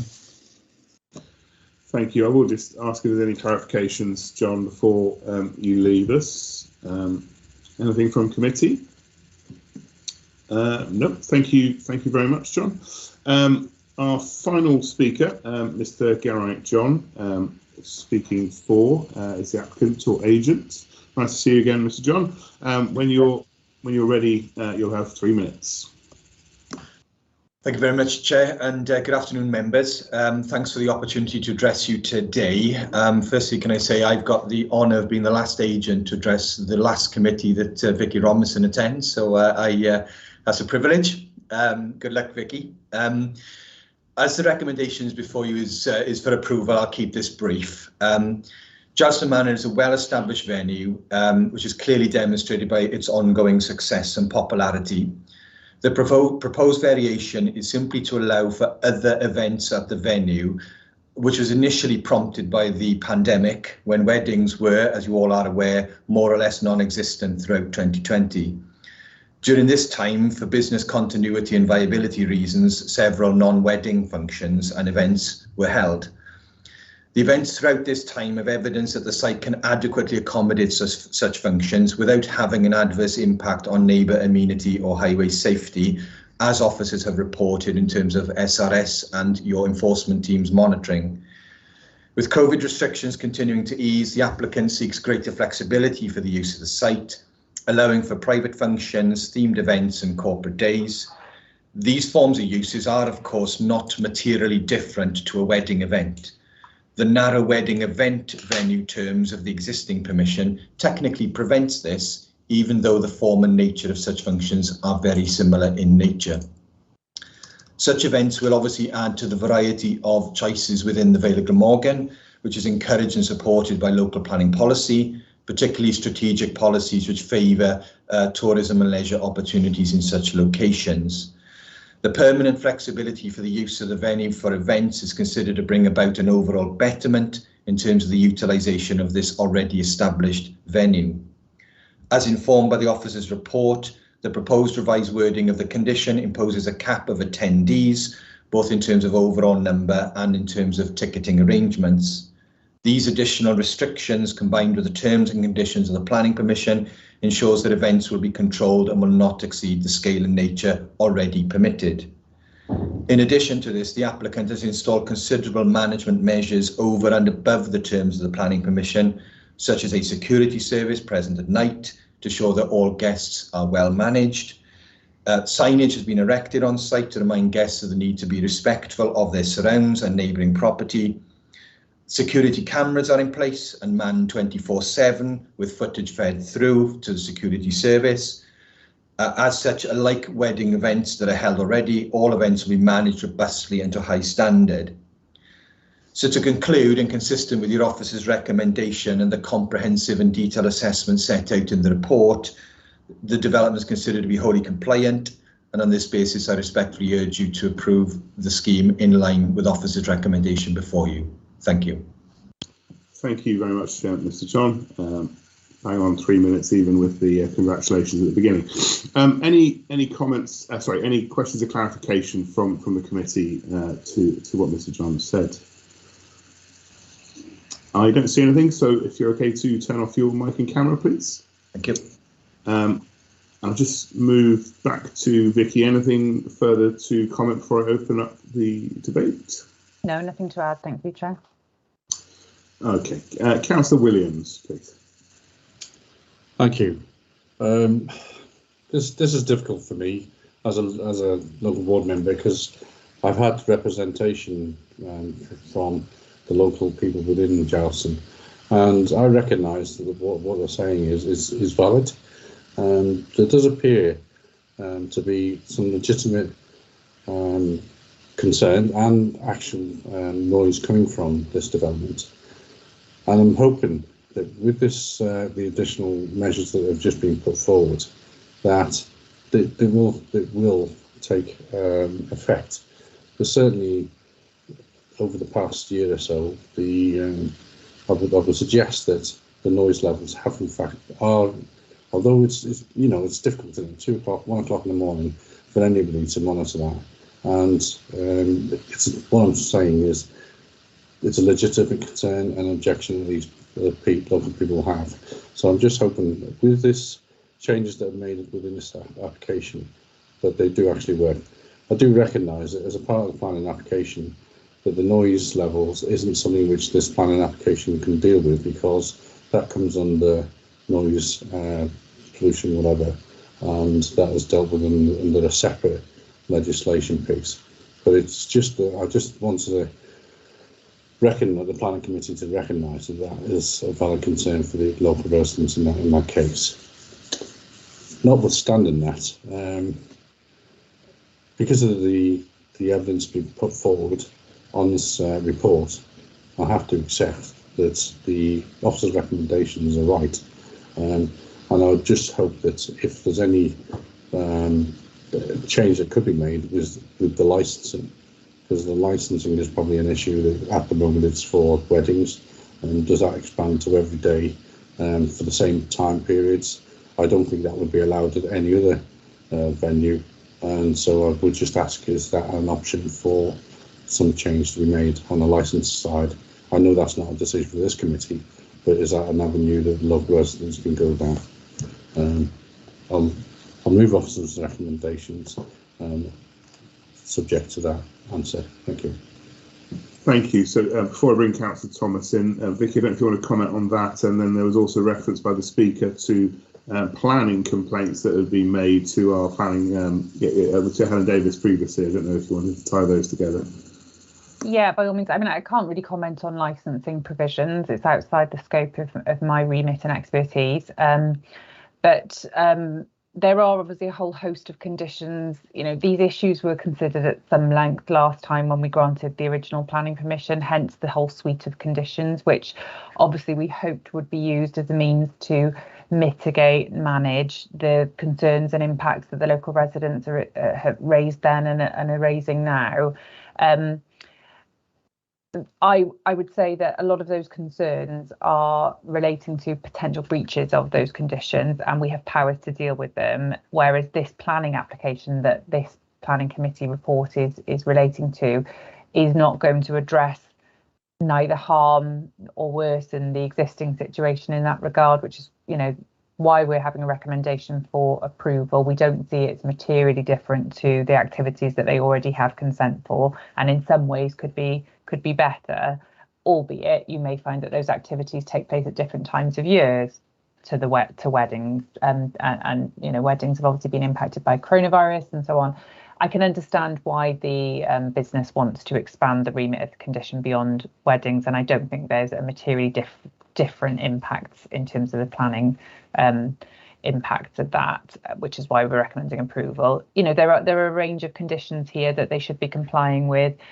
You know, they're limited in terms of the hours that they can have people there on the site in terms of entertainment and then leaving. So, you know, those are limited to midnight in condition 14 and sort of midnight midnight for any sort of guests leaving the site, if you like. So, you know, there shouldn't be experiencing noise at 2 o'clock in the morning from the event venue. But I understand there's overspill noise potentially from local Airbnb accommodation in the village and people walking home and those sort of impacts. But that would have been the case when the wedding venue was approved, and there's no reason why the expanding the range of events they can have would make that situation worse. What we need to do through SRS and enforcement team is to ensure compliance with the conditions, work with the venue operators to try and deal with those issues in the same way that other events venues do, and to, you know, have sort of more consideration for local residents, which, you know, to be fair, is all they're asking for. I think last time when we granted planning permission, you know, we did hope that this suite of conditions would be able to be used in that way, and we will continue to do our very best to make sure that they do comply with those conditions. Thank you, Vicky. Councillor Thomas. Thank you, Chair. First of all, I'd like to add my thanks and a tribute to you, Vicky. It's been a pleasure working with you. I hadn't realised you've been with us for 20 years. You must have started when you were 15. Moving on to this matter. There was in the report there was mention of clay pigeon shooting and so on. As a pet owner and pet lover, I am concerned about this in terms of noise, and I'm wondering how that has become associated with weddings. And certainly shotgun weddings we've heard of, but I'm not sure that shooting should be in there, and I'm wondering how that has become part of the menu of offers that they seem to have. Thank you. Which page are you referring to? Sorry, Councillor.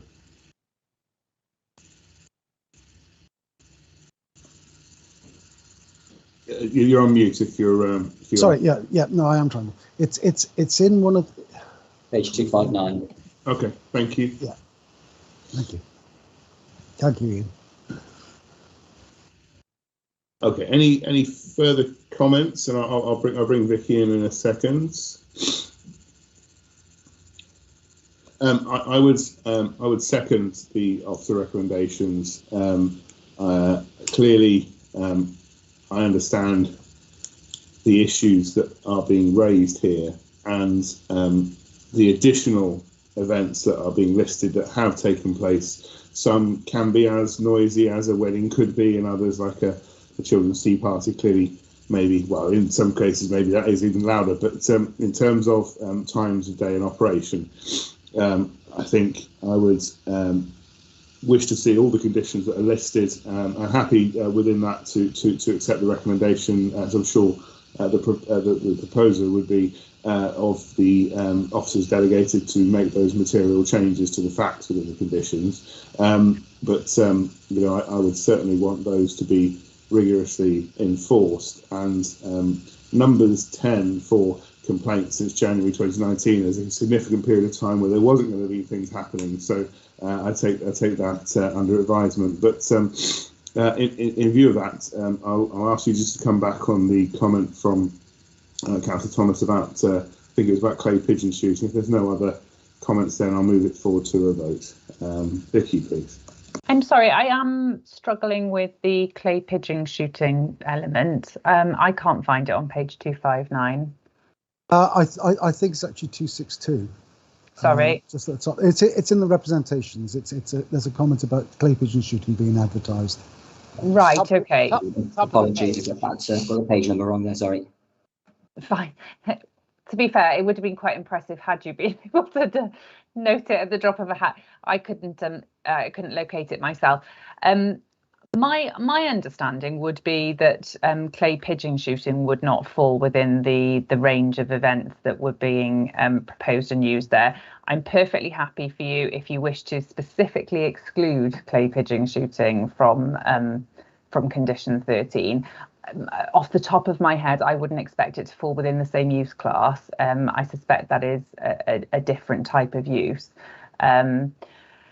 And obviously has different impacts, and we've experienced that elsewhere in the Vale of Glamorgan. So I'm happy if members, but I think that's just a concern that's been raised by the local representatives rather than it being a proposal that's part of this planning application. It's certainly not listed in the sort of typical events, and I wouldn't expect it to be. Can I move that condition is included? Then, if I just, I can see Councillor Hodges indicated, but as Councillor Williams was a proposer, are you happy to accept that as an amendment to condition? I recognise that was one of the items, and the reason why it's maybe not in the report, but it's certainly in representations, is because it has been advertised from, so therefore. That was my concern as well. So, but I wouldn't imagine there's clay shooting happening at midnight, but unless they've got floodlights. But even so, let's put a condition that isn't accepted, and I accept that amendment to that. That's fine. I should probably point out, sorry members, that obviously the site edge red we're talking about, which is what the original planning application related to, it only, I think it's on page 258 of the planning officer's report. You know, there is a rather substantial area of land also within the ownership of the applicant that's edged blue on that plan. There is potentially activity that could take place on that land that may be the subject of those sort of comments that would be outside the scope of this planning application. And there are certain things you can do under permitted development in terms of temporary use of land and so on. There are other controls relating to statutory noise nuisance which could come into force there. But in terms of planning, we would have to look at activity taking place on the other land. To my mind, I don't think the site edge red would necessarily facilitate clay pigeon shooting. I must admit I've never been myself, but I understand that it's something that takes place out in the open rather than the sort of more enclosed environment that the sort of wedding venue and marquee arrangement has. So I suspect that it may well be in reference to land not within the site edge red for this planning application. So we can control the use of what's happening in the site edge red. Other policies and law may apply on other land in their ownership, and we'd have to sort of look at those on a case-by-case basis. Thank you, Vicky, and just thank you for your patience, Councillor Hodges. Obviously, as a seconder for that, I'm happy to see that amended, just to bottom it out, but accepting the points you made about the site edge red. I've got Councillor Hodges next, then Councillor Parker. Councillor Hodges, please. Thank you, Ben. Just to say that they certainly do advertise clay pigeon shooting on their website. I think the total site is 9 acres or something, which it's quite a lot to me as a city dweller, but as a grounds to a manor house and with mixed activities such as they're advertising, it's not that big. My town cemetery is 6 times bigger than that, so it's not that big, and I think there's issues here, and my concern is we've heard about complaints, and those complaints either are or aren't being addressed, yet we're seeking to increase the scope of what the business can do, whilst the residents still are unhappy. I'm not happy with this, and I can't support it, I'm sorry. Thank you, Councillor Hodges. Councillor Parker. Yes, and thank you, Chair. I mean, the site edge red, it would be totally impractical to have clay pigeon shooting. It's not actually when you kill a poor clay pigeon, it's actually where the pellets end up a long way away. So health and safety and every other reason would not allow it there. But as Vicky says, maybe outside that site, but certainly needs to be excluded on practical grounds. And obviously the condition on number 12 on the noise management plan. I mean, shooting clay pigeons is as noisy as you can get. So the comfort should be to the residents that if it is excluded, then at least you won't be able to have clay pigeon shooting on the land edge red, which the application forms part of.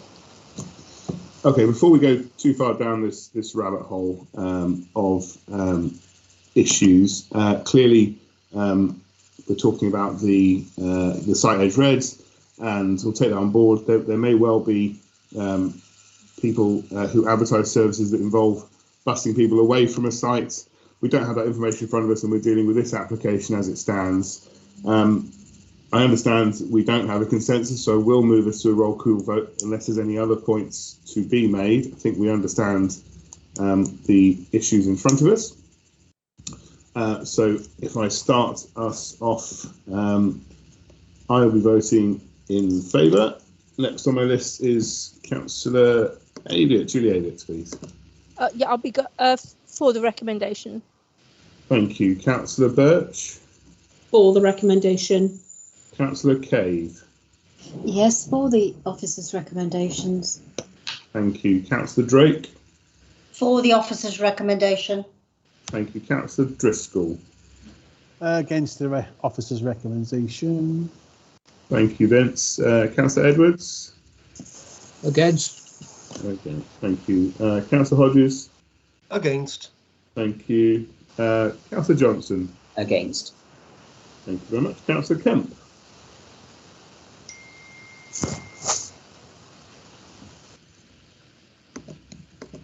Do you have Gordon Kemp with us? Sorry, I didn't know he's on my voting list. I see. Okay. Yeah, sorry, Chair, he's not on the list anymore. Perhaps he's left. We've got problems. Okay, well, I'll come back at the end. Councillor Parker. For the officer's recommendation with special reference to the clay pigeon shooting as Vicky described. Thank you. That was as amended. Councillor Rowlands. Against, Chair. Against. Councillor Thomas, Neil Thomas. For with the amendment. Thank you. Councillor Eddie Williams. For. Councillor Mark Wilson.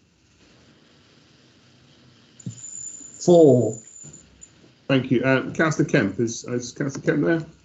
I'm back now. I dropped out just after you started taking the vote. For. Thank you. So you did hear the whole debate. Thank you. The debate, yes. 4 officer recommendations. Okay. That's 10 for and 5 against. That passes. Thank you very much. You will have, that brings us to the end of planning committee. Hopefully you will have noted there's been some alterations to the dates of the remaining committee meetings to account for spacing out and dealing with applications in a timely manner. So our next meeting is no longer in February, it's at the beginning of March, I believe 2nd of March, but look forward to seeing you all then, and thank you once again to Vicky, and good luck in your new endeavours. Thanks everybody. Thank you. Night all. Thank you. Bye. Right. Good luck, Vicky. Bye.